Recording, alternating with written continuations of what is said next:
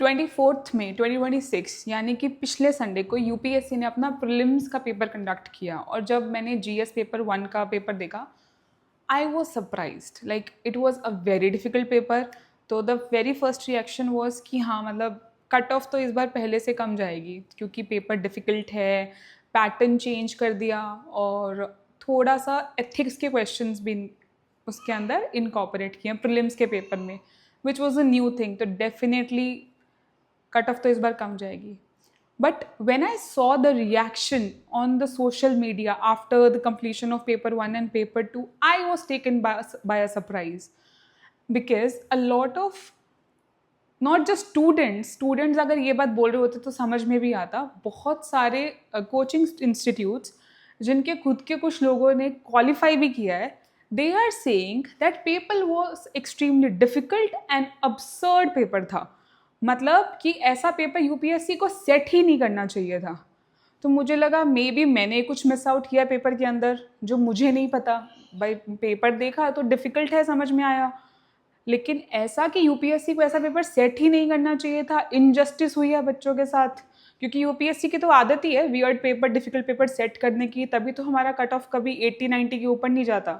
एक बार गया था 2016 में 116 नंबर, बस। उसके बाद जो यूपीएससी ने पेपर की डिफिकल्टी लेवल इंक्रीज किया है उसके बाद कभी 100 से ऊपर गया ही नहीं है कट ऑफ। तो पेपर तो हर साल ऐसा होता है, तो मुझे लगा शायद बिकॉज इतने लर्नड लोग कुछ बोल रहे हैं तो मैंने ही मिस किया होगा। Then I took the last 2 to 3 days. I spoke to a lot of students, approximately 300 to 400 students I've spoken to. Then I watched a lot of videos from a lot of institutes to understand.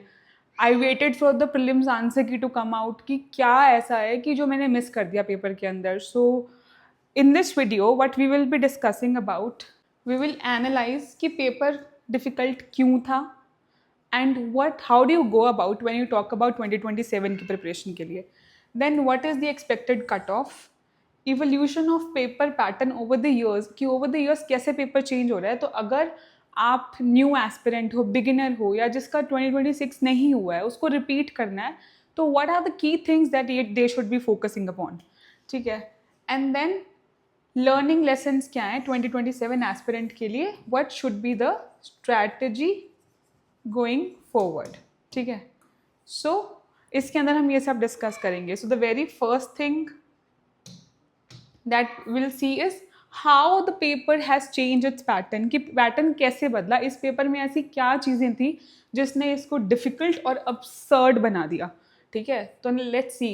सबसे पहले introduction of questions of ethics.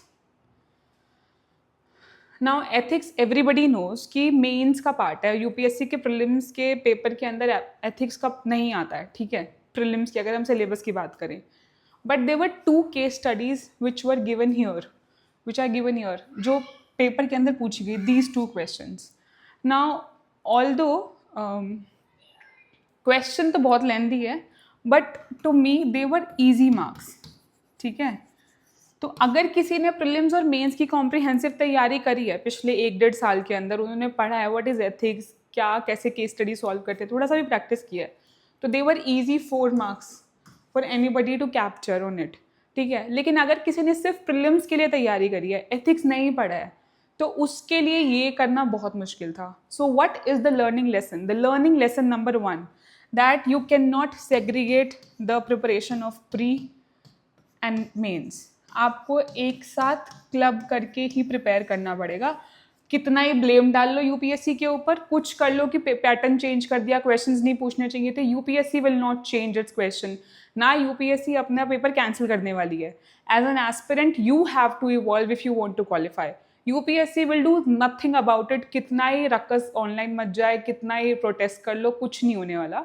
UPSC नहीं change करेगी। तो the reality will still remain the same कि अगर उन्होंने आज ethics introduce किया है, they might ask any other question. तो आपकी जो प्रीलिम्स और मेंस की प्रिपरेशन है, that should go hand in hand. Not just this, अगर आप बाकी क्वेश्चंस भी देखोगे, those questions were inference based question थे, तो उसके अंदर आपको कॉन्सेप्चुअल अंडरस्टैंडिंग होनी चाहिए और आपकी knowledge as a comprehensive test होगी, ना कि इन साइलोस टेस्ट होगी प्री और मेंस के लिए। तो if you want to prepare for the exam, if you want to qualify for the exam, the lesson number 1 is you cannot segregate the preparation. What does that mean? कि अगर कोई 6 महीने में करके प्रीलिम्स तैयारी कर रहा है तो चांसेस है कि क्वालिफाई होना मुश्किल है, बिकॉज 6 मंथ्स के अंदर आप प्री और मेंस कलेक्टिवली नहीं कर सकते. So it will take more time, कम से कम साल डेढ़ लगेगा आपको प्री और मेंस को अपने ऑप्शनल को रेडी करके, then you give your prelims comprehensive preparation के साथ. ठीक है, so this is your first learning lesson. ठीक है, so that is why shock element था पेपर में, जिसकी वजह से a lot of people were put under pressure. ठीक है, इसको भी हम डिस्कस करेंगे, why UPSC is putting people under pressure. We'll discuss that but later. Now see the next change. What is the next change in the pattern? Introduction of case study based questions. ठीक है, मतलब क्या है, अगर हम ये देखते हैं एक बारी, देखो अब ये पॉलिटी का क्वेश्चन है और ये आपका करंट अफेयर का क्वेश्चन है. ठीक है, now I have taken deliberately two different type of questions because this is your conceptual understanding based question. मतलब फंडामेंटल राइट्स आर्टिकल 13 से लॉ का इन्फ्रेंस क्या है. ऐसा नहीं है यूपीएससी ने पहली बार ये क्वेश्चन पूछा, यूपीएससी आर्टिकल 13 से बहुत बार क्वेश्चन पूछता है, हमेशा क्वेश्चन पूछता है. ठीक है, तो इसका मतलब क्या है कि उन्होंने बस फॉर्मेट चेंज कर दिया, इसको केस स्टडी के बेस पे दे दिया. That's it, that's the only difference. Essentially पूछा सिर्फ ये गया है कि लॉ के एम्बिट में क्या क्या आता है, क्या क्या नहीं आता है. बहुत सिंपल क्वेश्चन था, ईजी क्वेश्चन था, बट बिकॉज वो इन्फरेंस बेस्ड था तो it was considered as a difficult question by students. But आज से नहीं, यूपीएससी बहुत ही कॉन्सेप्चुअल क्वेश्चन पॉलिटी में पूछ रहा है पिछले 5-7 साल से. अगर आपने पीवाईक्यू एनालिसिस भी देखा है तो उसमें भी I have discussed, because polity का मैंने ही लिया था, तो उसमें भी आई हैव डिस्कस्ड कि यूपीएससी कैसे चेंज कर रहा है. ठीक है, क्वेश्चंस को फैक्चुअल की जगह कॉन्सेप्चुअल अंडरस्टैंडिंग टेस्ट हो रही है आपकी. Now this is a question which is of current affair. This is a very factual question. ऐसे क्वेश्चन को अगर आपको नहीं पता है, आपको 100% उसको छोड़ना होता है. तो यूपीएससी के पेपर के अंदर, प्रीलिम्स के अंदर, you have to leave a lot of questions in order to get less negative marks. This is also a skill, this is also a art of leaving the questions. ठीक है, तो that is why pattern तो change किया है, लेकिन ऐसा नहीं है कि अनडुएबल है, डुएबल तो था. ठीक है, बिकॉज ये उस एरिया से क्वेश्चन है जहां से यूपीएससी हमेशा क्वेश्चन पूछता है. ठीक है, now let's see what is the third change in the pattern. The third change is introduction of 3-tier questions. ठीक है, तो 2023 के अंदर ऐसे वाले स्टेटमेंट वाले क्वेश्चंस को इंट्रोड्यूस किया था. उससे पहले अगर आपने कभी स्टेट पीएससीज के पेपर देखे हो तो वहाँ पे स्टेटमेंट वाले क्वेश्चंस आते थे, लेकिन यूपीएससी में नहीं आते. बट 2023 में इंट्रोड्यूस किया था, and that is Y last pattern 23 में चेंज हुआ था, तो उसकी कट ऑफ भी रिड्यूस हुई थी. तभी 23 में 75 कट ऑफ गई थी, because there was a change in pattern. Similarly this year उन्होंने 3-tier क्वेश्चंस कर दिए. पहले 3 स्टेटमेंट, फिर उनका इन रिलेशनशिप, एंड देन इनमें से कितनी स्टेटमेंट करेक्ट है. So this increase the complexity of question. Why? Because इसको इंटरप्रेट करना मुश्किल हो जाता है, थोड़ा समझना मुश्किल हो जाता है इन द एग्जाम हॉल. अगर आप बाहर आके इसको देख रहे हो तो it will sound easy, but अगर एग्जाम के प्रेशर में आप बैठ के इसको इंटरप्रेट कर रहे हो तो चांसेस हैं सिली मिस्टेक्स होने की, समझ, क्योंकि टाइम की कमी होती है. तो इसलिए ये क्वेश्चंस 3-tier क्वेश्चंस ने पेपर और डिफिकल्ट कर दिया था. ठीक है, ये 2 क्वेश्चंस, ऑल्दो ये करंट अफेयर्स थे, और ऐसा करंट अफेयर है जो बहुत टॉक्ड अबाउट करंट अफेयर रहता है. ऐसा भी नहीं है कि बहुत ही कुछ absurd सा उठा के पूछ लिया है, but the difficulty was in the structuring of the questions. ठीक है, अब देखते हैं इन्होंने किन क्वेश्चंस को रिप्लेस किया था. सो अगर आप देखो, ये वाले जो क्वेश्चंस हैं, जैसे both statement 1 and 2 are correct, these kind of questions were introduced in 2023. और उसके बाद यूपीएससी ने डेवलप किया इन क्वेश्चंस को over the year of last 2 to 3 years, ठीक है। और अब इन क्वेश्चंस को रिप्लेस किया 3-tier क्वेश्चंस ने. So this was the third change in the pattern. Now what was the fourth change in the pattern? Removal of only two type questions. ठीक है. Now ये only one, इनमें से कौन से करेक्ट है? Only two, all three, none. Similarly ये वाले भी जो क्वेश्चन थे 23 में इंट्रोड्यूस किए थे पहली बार. ये भी पहले स्टेट पीएससीज में पूछे जाते थे, बट यूपीएससी ने फर्स्ट टाइम इंट्रोड्यूस किए थे. उससे पहले 1 and 2, 1 only, इस तरीके से क्वेश्चन आते थे, बोथ एंड नन. ठीक है, 1 only, 2 only, both and none. Now अब यहाँ पे जो इन्होंने चेंजेस किए थे 2026 में, इन क्वेश्चंस को भी हटा के इंट्रोड्यूस किस तरीके के क्वेश्चंस किए हैं? इस तरीके से. जस्ट सेक देखो, अब द स्टेटमेंट्स के साथ ऑप्शन क्या है? All the 4 statements are correct. There is only one correct, but that statement is 2.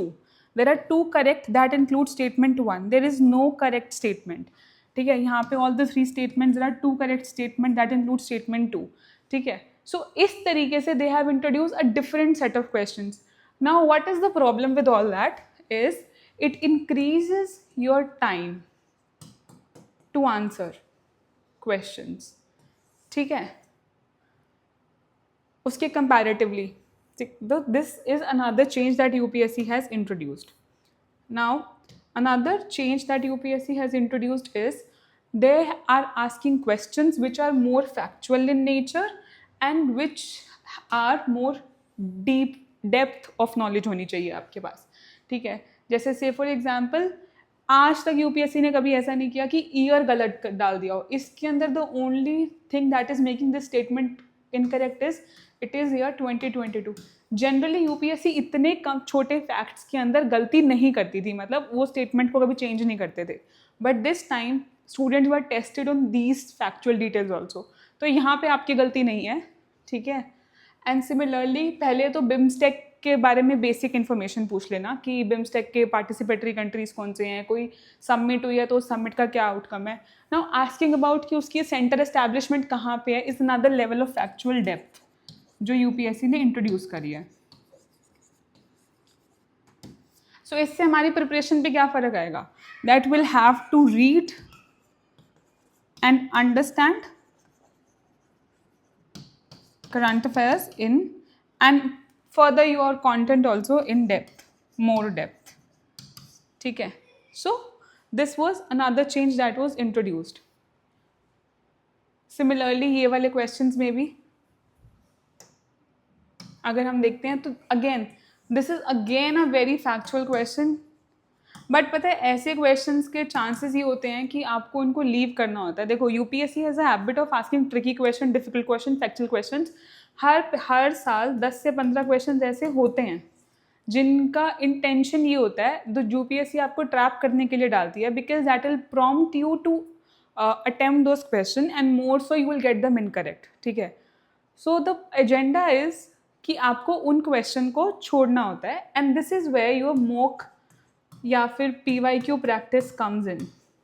ठीक है, where you learn the art of living questions, क्योंकि क्वेश्चन छोड़ना in paper is also an art. जैसे जो प्रीवियस बिम्स्टेक वाला है, अब BIMSTEC क्योंकि सबको पता होता है तो पीपल लाइक बिम्स्टेक तो पता है ना, तो उसको तो मारेंगे ही हम लोग. लेकिन द प्रॉब्लम क्या है कि बिम्स्टेक आपको पता है लेकिन आपको उसका सेंटेंस नहीं पता है, तो you will mark it with your ego, not with your knowledge. तो जो बंदा उस अच्छे से PYQ और मॉक प्रैक्टिस करके गया है, that person will leave and the chances of that person to qualify is higher than the people who are going to attempt such questions.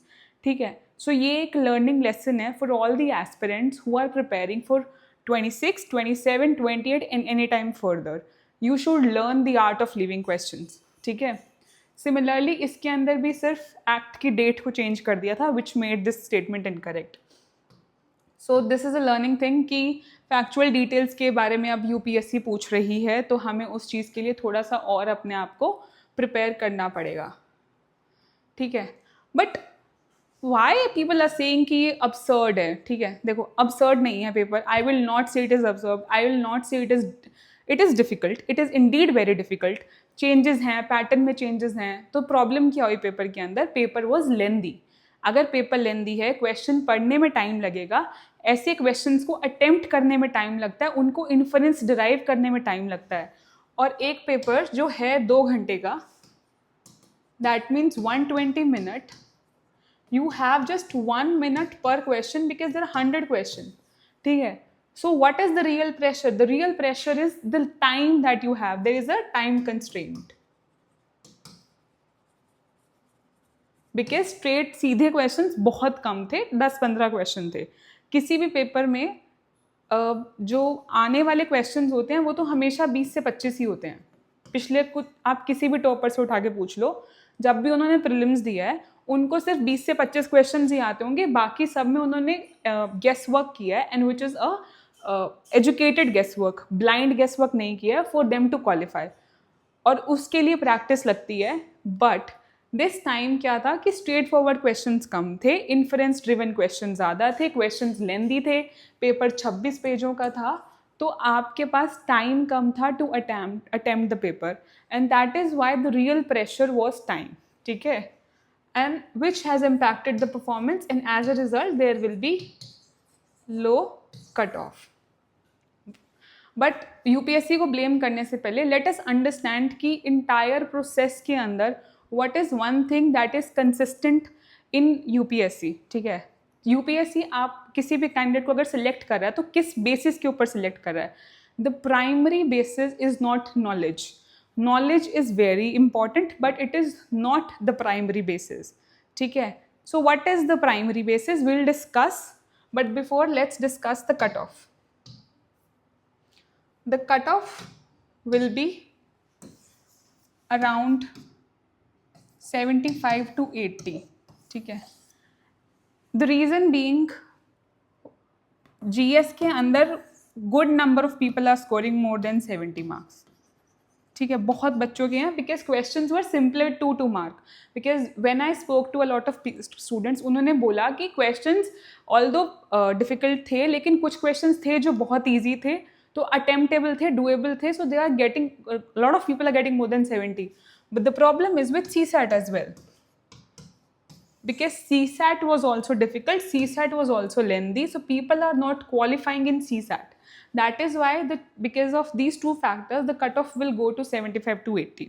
ठीक है, so this is the prediction. So if you have anything more than 70 marks, अब तो provisional answer की आ गई, उससे match करके देख लो, और अगर आप CSAT क्वालिफाई करो, prepare for your mains today onwards, all right, ठीक है। Anybody who is securing more than 70 and qualifying CSAT should prepare for the mains, starting with their optional, followed by essay and ethics, and then moving on to GS, because optional, essay, ethics are the 3 scoring areas in mains जहाँ पे आप difference create कर सकते हो। GS के अंदर difference create करना या एक जिसको बोलते हैं लीप लेना, वो बहुत मुश्किल होता है, लेकिन एथिक्स, ऐसे और ऑप्शनल के अंदर आप एक ले सकते हो, लीप ले सकते हो, आप उसके अंदर डिफरेंस क्रिएट कर सकते हो। So start with your optional followed by your ethics and essays, ठीक है। This is one thing. Now let's see कि यूपीएससी ने जो पैटर्न चेंज किया है, was it the first time? No, it wasn't the first time. As I have discussed, 2016 में pattern change किया था 17 से, आफ्टर 16 में जब 2016 कट ऑफ गई थी, यहाँ पे यूपीएससी ने चेंज किया टू कॉन्सेप्चुअल क्वेश्चन पूछने शुरू किए थे, ठीक है, which made the paper more difficult. And in 2017 से फिर 2023 में पैटर्न चेंज किया, so it took almost 6 years to change the pattern, ठीक है। 2023 में पैटर्न चेंज किया है, अगेन मोर डिफिकल्ट पेपर बना दिया, स्टेटमेंट बेस्ड क्वेश्चन इंट्रोड्यूस किए थे, और जो चेंजेस हमने डिस्कस किए वो सारे, ठीक है। देन इन 2026 यहाँ पे 6 साल के बाद पैटर्न चेंज किया था, यहाँ 3 साल के बाद पैटर्न चेंज किया है। 2016 में एथिक्स भी इंट्रोड्यूस कर दिया, and along with the 4 changes that we have discussed, ठीक है। So this is the difference, this is the growth. ना अगर आप 27-28 के लिए प्रिपेयर कर रहे हो, एक्सपेक्ट कि 27-28 में पूरा पैटर्न भी चेंज कर सकती है UPSC. You can't be very sure about it, right?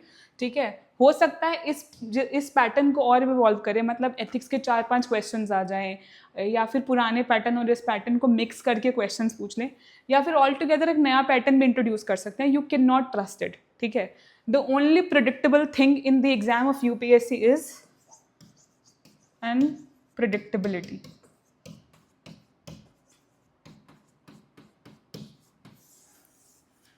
And why UPSC is moving towards more factual and in-depth question? See, understand.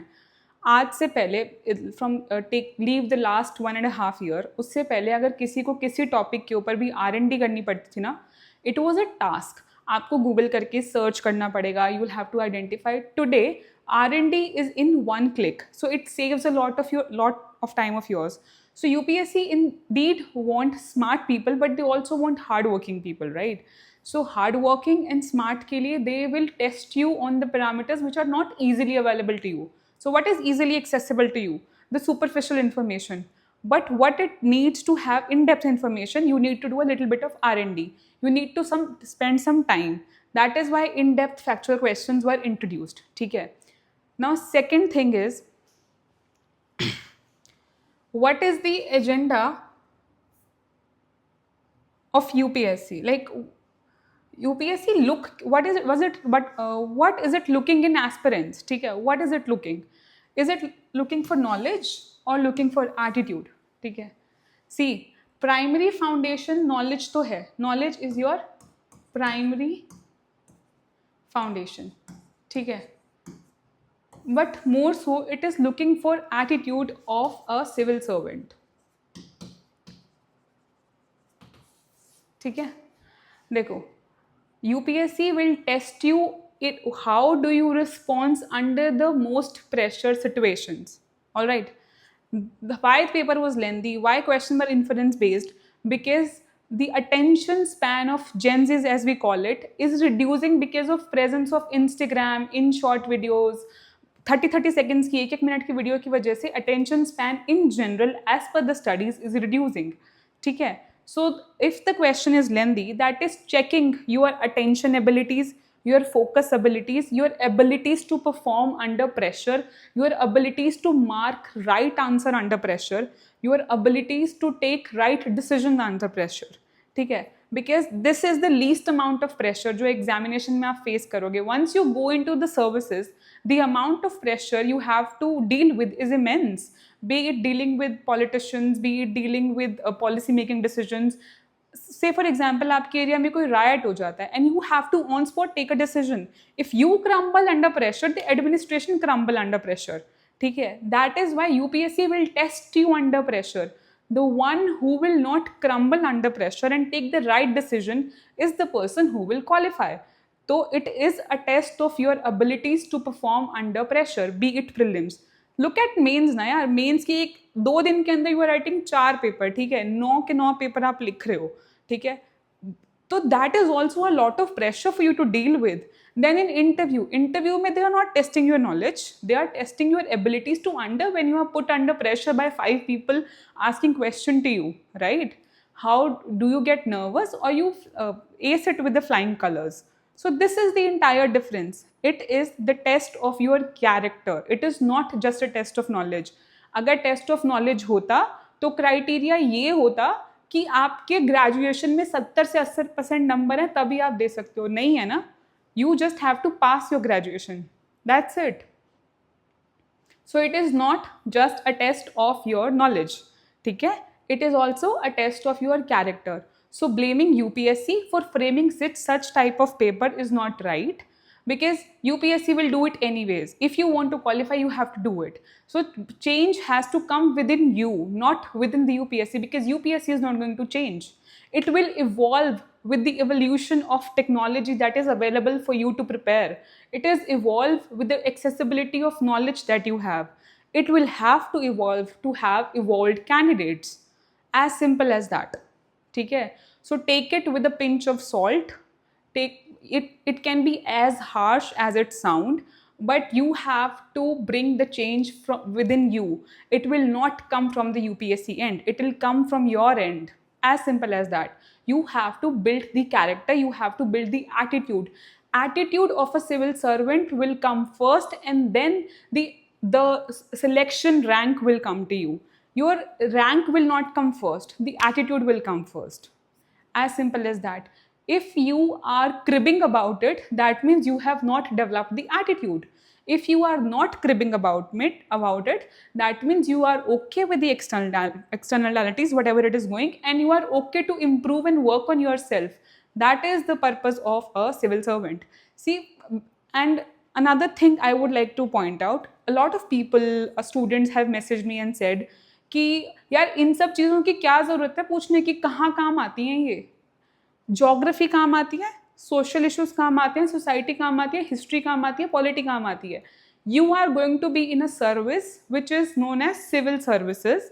You are going to be the advisors of policy making. You are going to be the implementation machinery of the any sort of policies that will come to you.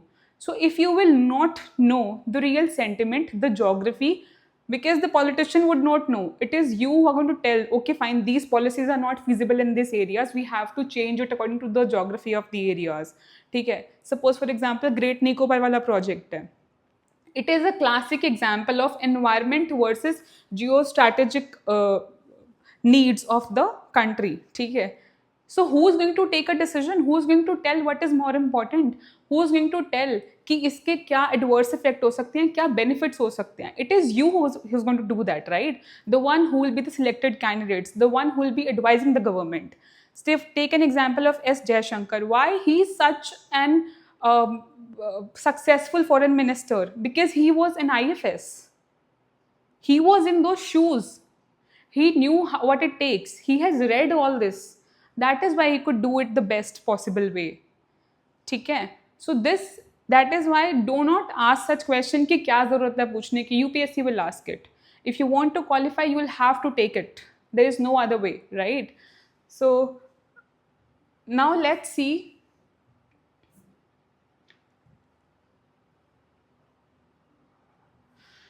what should be the approach for 2027. 2027 के लिए अगर आप prepare कर रहे हो तो आपकी approach क्या होनी चाहिए? It is as cliche as it will sound. You have to read from the scratch. One, that is your NCERT. NCERT is must. They are must. You cannot skip them. At least 11th and 12th की तो पढ़ लो. Geography की 7th, 8th, 6th, 7th, 8th की भी पढ़नी चाहिए. ठीक है? तो please read your NCERTs. Why I am saying NCERTs will make your foundation first of all. ठीक है? Next, it will help you in marking the right answer. अगर किसी ने 2026 का पेपर देखा है तो on the very first page जहाँ पे इंस्ट्रक्शंस लिखी होती हैं उसके अंदर एक स्टेटमेंट होती है जो यूपीएससी लिखती है which says if you feel there are 2 correct option to an answer, mark the best possible answer to that question. ठीक है, दैट मीन्स 2 सही में से भी आपको ज़्यादा सही वाला चुनना है. और अगर यूपीएससी को सिलेक्ट करना होगा ना क्या आंसर है, they will go to NCERTs. अगर कोई डायरेक्ट क्वेश्चन है कि एनसीईआरटी में क्या लिखा है, ठीक है, इसीलिए एनसीईआरटी में क्या लिखा है ये आपको पता होना चाहिए. बिकॉज आप you will be able to mark the best possible answer out of the 2 right answers if they are there, right? So that is why NCERTs are important. Then comes your standard textbooks. Why standard textbook? They include your Lakshmikant or your Spectrum or maybe any coaching material that you want to refer for society, because उसकी कोई एक set book तो है नहीं, ethics की book नहीं है. तो why you want to refer to these books? Because they will provide you the required depth of the understanding. ठीक है, you cannot skip these books. No matter coaching आपने कहीं से भी ली हो, no matter आपने कितने बढ़िया टीचर के भी नोट्स पढ़े हैं, you cannot leave this because the person who is going to qualify is reading these books. If any questions comes, that person is going to get the question correct and you will not get it correct because आपने नहीं पढ़ा है. Classes 1 साल तक चलती हैं, उनकी limitations हैं content cover करने की क्लास में. They cannot do it to the extent which is written.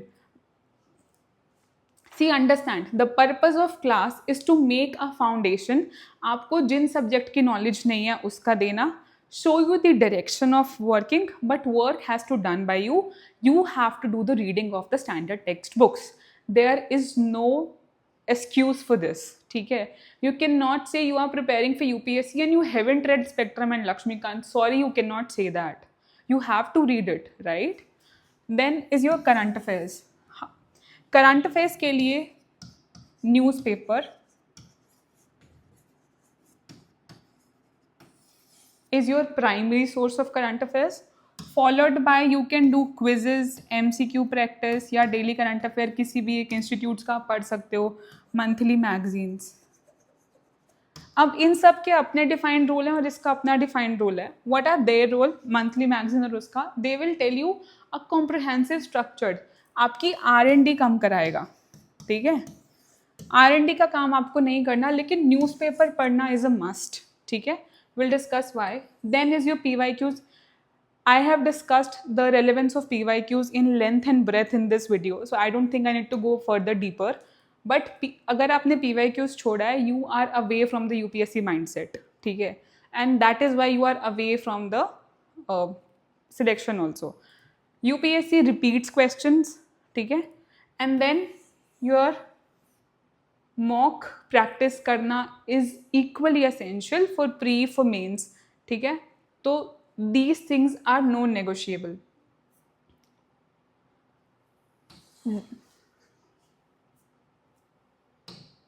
Then you, one thing again I would like to highlight, do not skip reading newspapers. If you see, this is the message on LinkedIn left by your UPSC chairman with respect to 2026 papers. Most answers are based on standard textbooks, government websites, government press release and reputed newspapers. Now websites और press releases का जो भी important current में चल रहा होता है वो newspaper में आता है.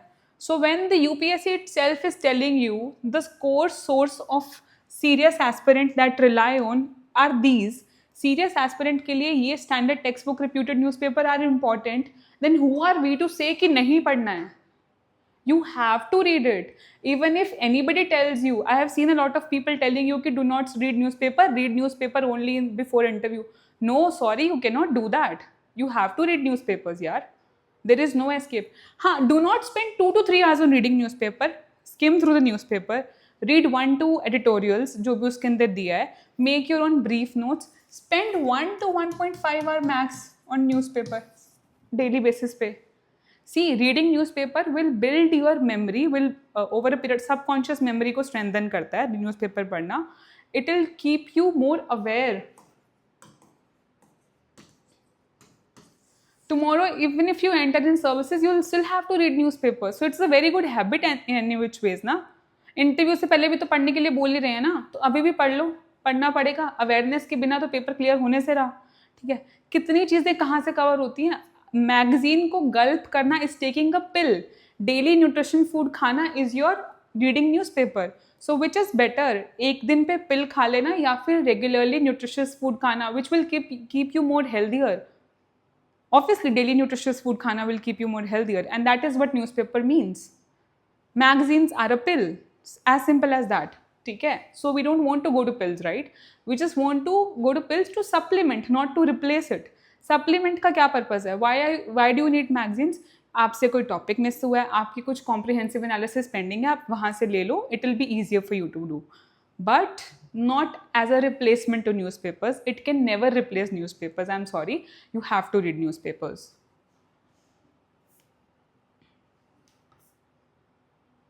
Now, if you see why standard textbook, although I have discussed, I'll give you an example. Now, this is your paper of 2026. इस साल का ही paper है. Question asked by members in the Parliament of India. Unstarred questions and starred questions. No supplementary question. This is a direct question from Lakshmikant and was an easy 2 marks. Again this. Committee on Welfare of Scheduled Castes and Scheduled Tribes. Again a question from your Parliamentary Committee's chapter of Lakshmikant. Direct straightforward question. उसके अंदर सिर्फ एक para लिखा है इसके बारे में और उससे 4 स्टेटमेंट बना दी गई हैं. ठीक है, and this is what you need to read, right? Now see, this is from economy. I have taken questions from all the subjects and I have taken two question. अगर आपको लग रहा है कम में I can bring up with more questions, but I have taken two questions. Now this is crowding out effect. This is a standard economy term. Crowding in and crowding out is a standard phenomena. The answer here is B. ठीक है? So this is again a standard question. Then NBFCs के ऊपर question है और basics functions of NBFC के ऊपर question है, कोई out of the blue statement नहीं है, ठीक है? This is the purpose of standard textbook. Let's take example of other subjects as well.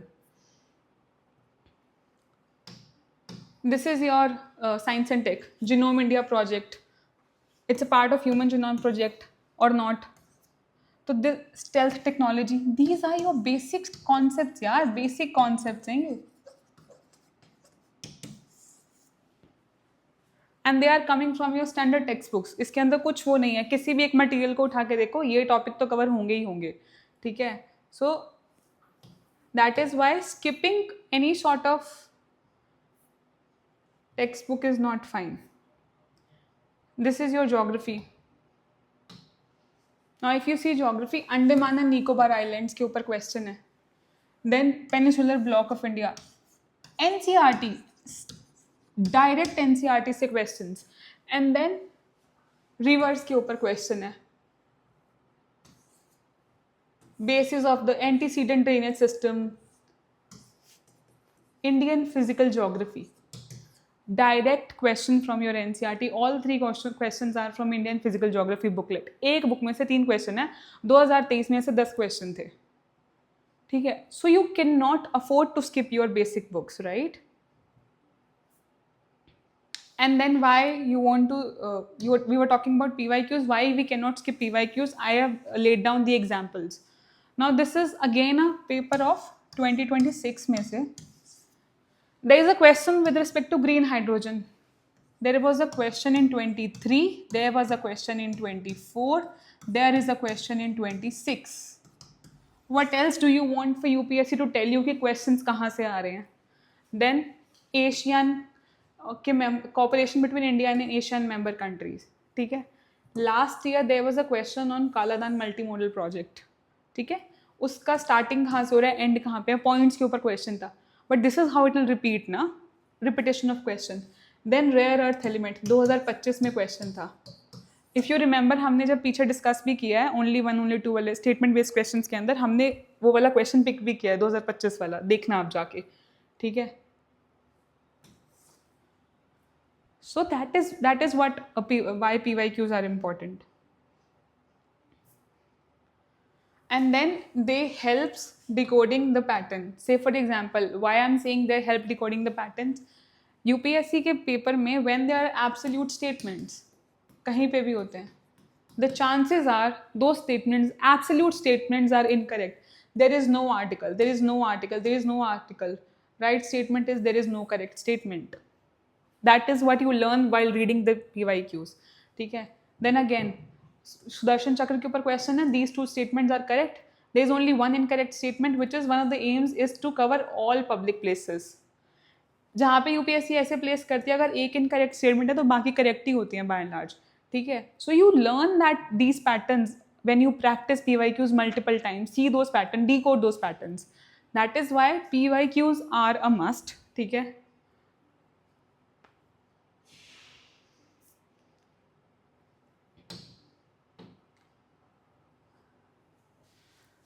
This is the core message that I would like to give to all of you. That is, prepare your mindset to be calm in the most adverse scenarios, which you will face in every year prelims, every year mains, every interviews.